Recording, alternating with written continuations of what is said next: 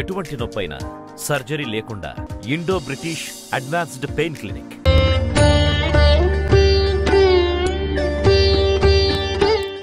ఇంకా వీటూరి గారు, తర్వాత పినిశెట్టి గారు, అనిశెట్టి గారు, ఇక వాసిరెడ్డి సులోచన గారు, ఎద్దనపూడి సులోచన నాయుడు గారు, మాలతి చంద్రు గారు, ఇట్లా అందరూ సాహితీమూర్తులు వాళ్ళ ఇంటికి వస్తుండేవాళ్ళు. ఓకే, అందరూ గొప్ప గొప్ప వాళ్ళంతా సాహితీమూర్తులు, సంగీతమూర్తులు, కళాకారులు అందరూ వస్తూ ఉండేవాళ్ళు ఈ రామలక్ష్మి గారి దెబ్బకి. వచ్చిన ప్రతి వాళ్ళకి మా మాస్టారు ఆలపాటి అని పరిచయం చేసేది. ఆరుద్ర గారు ఎక్కడికి బయటికి రాడు. ఆమె తనతో పాటు నన్ను తీసుకెళ్ళేది కార్యక్రమాలకి. యాబిట్స్ బరీలో, తర్వాత కలైవాణర్ అరంగంలో, లేదా రాజా అన్నామలై మండలంలో, మెడ్రాస్ 1 టౌన్లో, ఎక్కడ ఏ కార్యక్రమం జరిగినా ఆమెతో పాటు అంబాసిడర్ కారు ఉండేది వాళ్ళకి, వైట్ అంబాసిడర్ కారు నన్ను తీసుకెళ్ళేది.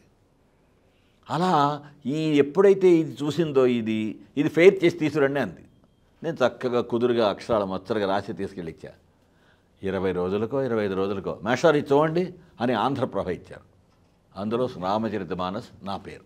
సో అక్కడి నుంచి మీ రచనల్ని ఓ న్యూస్ పేపర్కి వెళ్ళడం. ఆంధ్రప్రభలో తొలి రచన రావడం అంటే ఆ రోజుల్లో ఆంధ్రప్రభ అనేది మామూలు విషయం కాదు. అటువంటి ఆంధ్రప్రభలో నా రచన వచ్చేటప్పటికి అప్పుడు ఒక ఎంత పిచ్చి అంటే, ఆ పేపర్ జేబులో పెట్టుకొని మడిచి ఎక్కడన్నా నిలబడి అలా వెళ్ళేవాళ్ళు తెలుగు వాళ్ళు అయితే, ఇదిగో నా రచన పడింది అని చెప్పి వాళ్ళకి చూపించారు. వాళ్ళు నాకు తెలిసినోడు కాదు, అది పరిచయస్తులు కాదు, అపరిచితులైన ప్రతి వాళ్ళకి అట్లా చెప్పడం. జీవితంలో మొట్టమొదటి రచన ఆ విధంగా పడింది. అది ఏ సంవత్సరం గురుగారు? 1971, 1971లో ఆంధ్రప్రభలో. ఓకే, అలా మీరు సాహిత్యంలో ప్రవేశం అనేటువంటిది ఆ విధంగా జరిగింది. ఇట్లా జరుగుతూ ఉంటే బాలమిత్ర పత్రిక ఉంది కదా మనకి, 72 ఆచారప్పన్ స్ట్రీట్లో బాలమిత్ర పత్రిక ఉండేది. అప్పట్లో చందమామ బాలమిత్ర దాదాపు సమాంతరంగా ప్రయాణం చేసినట్టు. ఈ బాలమిత్ర పత్రికలో సబ్ ఎడిటర్గా నన్ను తీసుకున్నారు. ఎంత వయసు? మేబీ ఒక 20 ఏళ్ళు ఉంటాయి, 20 21 ఆ ఏళ్ళప్పుడు బాలమిత్రలో నేను సబ్ ఎడిటర్గా చేసేవాడిని. ఆయన అందరికీ రాస్తున్నారు కథలు. మన బాలమిత్రలో రాయడం ఏంటంటే నష్టం కాని కష్టం అని ఒక కథ బాలమిత్రలో రాయటం, అది బాలమిత్రలో పట్టడం జరిగింది. సబ్ ఎడిటర్గా అనేకం చేయటం, చూస్తూ ఉండటం జరుగుతుంటే, ఇదే ఆఫీసులో పైన రూపవాణి అని ఒక మాసపత్రిక ఉండేది. అప్పట్లో చాలా గొప్ప పత్రిక. మాగాపు రామన్ గారని ఒక పెద్ద పులి, సింహం ఆయన.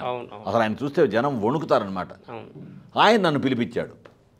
పిలిపించి, ఏం బాబు, కింద బాలమిత్రలో ఉంటూ పైన ఇంత గొప్ప పత్రిక ఉంది, ఇక్కడ నేను మాగాపు రామన్ నేనున్నాను అనేటువంటి ఇది కూడా నీకు లేదా?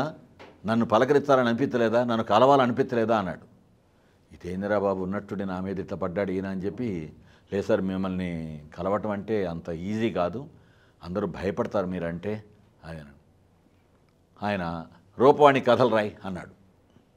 ప్రేమలేఖ అనేటువంటి మొట్టమొదటి కథ నేను రూపవాణికి రాశా. ఇక నా తర్వాత గండం గడిచింది, తరాలు అంతరాలు, ఇలా రకరకాల కథలు. మీరు మీ ప్రస్థానంలో చిన్నపిల్లల కథల దగ్గర నుంచి, అంటే రామాయణం దగ్గర నుంచి, రామాయణంతో మొదలుపెట్టారు, చిన్నపిల్లల కథల దగ్గర నుంచి ఇప్పుడు సోషల్, అంటే ఒక సోషల్ ఇన్ఫర్మేటివ్గా ఒక కథ రాశారు. అంటే అలా కంటిన్యూషన్ ప్రాసెస్ అది జరుగుతూ రకరకాలు చేసింది. అంటే ఇది అది అని కాకుండా అన్నీ ఏదైనా అన్నీ ఇక్కడే ఆలపాటి ఒక ఆల్రౌండర్ లాగా జరిగింది మొత్తానికి. అయితే ఆ తర్వాత ఒక తమాషా సంఘటన ఏంటంటే, నువ్వు రూపవాణికి ఒక సీరియల్ రాయాలి అన్నాడు ఆయన. సీరియల్ నవల. ఇక్కడ 2 రకాల విషయాలు నాకు ఆరుద్ర గారు, రామలక్ష్మి గారు ద్వారా జీవితంలో గొప్ప ప్రభావం. అనేక మందికి కొంతమంది ప్రభావాలు ఉంటాయి. ఇప్పుడు మనకి చలం ప్రభావం కొంతమంది మీద ఉంటుంది, ఇంకోళ్ళ ప్రభావం కొంతమంది మీద ఎట్లా ఉంటుంది. రామలక్ష్మి గారు ఒక డిక్టేటర్ లాగా ఉండేది. ఆమె ఒక నవల రాస్తూ, నేను ఏ నెలకు ఆ నెల ఇస్తా, ఏ వారానికి ఆ వారం ఇస్తా, మొత్తం నవల రాసి ఇవ్వను అని చెప్పి ఒక ఎడిటర్తో మాట్లాడుతుంటే నేను విన్నా. ఇటు ఆరుద్ర గారిని చూస్తే ఆయన కథలు రాశాడు, కవితలు రాశాడు, గేయాలు రాశాడు, వ్యాసాలు రాశాడు, ఫిక్షన్ రాశాడు, నాన్ ఫిక్షన్ రాశాడు, అన్నీ రాశాడు ఆయన. ఆరుద్ర గారిని చూసి వివిధ సాహితీ ప్రక్రియల్లో రచన చేయాలి అనేటువంటి ఒక బీజం, రామలక్ష్మి గారిని చూసి ఒక డాషింగ్ అండ్ డేరింగ్గా సంథింగ్ ఇన్నోవేటివ్గా చేరిన బీజం ఈ 2 బీజాలు ఈ బుర్రలో భలే పడ్డాయండి. మాగాపు రామన్ గారు ఎప్పుడైతే అన్నారో నేను నవల రాస్తానండి, అయితే మొత్తం ఒకేసారి ఇవ్వను, నెల నెలా మీకు ఇన్స్టాల్మెంట్ ఇస్తానని చెప్పన్న. ఆయన ఇట్ట చూడు, ఓరి నీ దొంప తెగ, ఇక్కడికి ఎంతమంది పెద్ద పెద్ద రచయితలు వస్తారు, చిట్టారెడ్డి, సూర్యకుమార్, ఇంకోటి పెద్ద పెద్ద రచయితలు వచ్చేవాళ్ళు. అప్పుడు మాలతీ చంద్ర అలాంటి వాడు పెద్దవాళ్ళు, మాలతీ చందూరు కానీ వీళ్ళంతా మామూలు వాళ్ళు కాదు కదా. వాళ్ళ కథలు అంటే గొల్లపూడి మారుతిరావు గారు, మారుతిరావు వీళ్ళందరూ గొప్ప గొప్ప రచయితలు.